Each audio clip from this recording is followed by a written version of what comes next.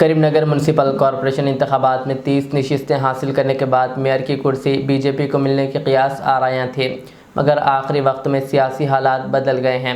वज़ीर पूनम प्रभाकर ने दावा किया कि मेयर के इंतखाब में कांग्रेस आगे है और फैसला कल हो जाएगा।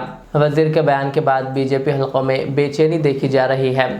कांग्रेस क़ियादत ने मेयर के इंतखाब से कबल अपनी सियासी सरगर्मियाँ तेज़ कर दी है और अब सबकी नज़रें कल होने वाले इंतखाब पर मरकूज़ है कि क्या कांग्रेस कामयाब होगी या कोई नया सियासी मोड़ सामने आएगा।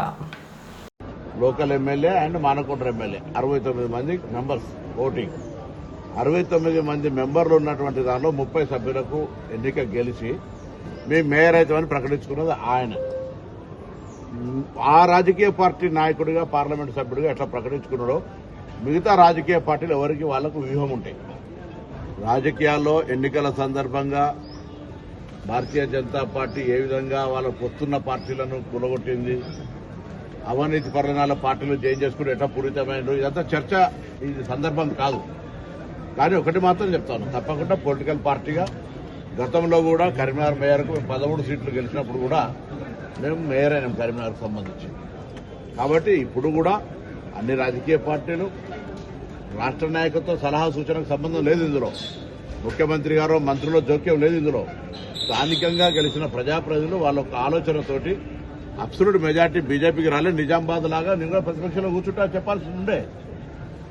అక్కడ కూడా 60కి 28 వచ్చినాయి, ఇక్కడ 69కి 30 వచ్చినాయి. దానికి పెద్ద మేము గెలిచినామని జెండా పాచినామని మీరే జెండా ఊపారు కదా. మేమని అన్నామా?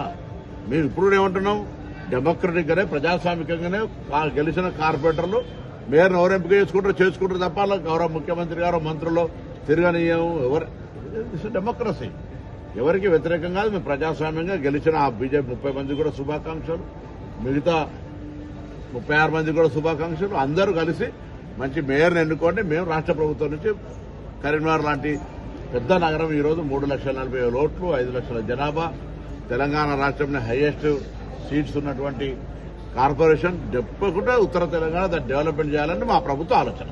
దానికి అనుగుణంగా మంచి ఒక కోఆర్డినేషన్ పాలకవర్గం ఉంటే బాగుంటుందని ఆకాంక్ష పడడం లోపల పొరపాటు ఎట్లయితుందో నాకు అర్థం కాలే. మేము ఎవరికి వ్యతిరేకం కాదు, ఎవరిని పదవులకి దించే ప్రయత్నం చేస్తలేము.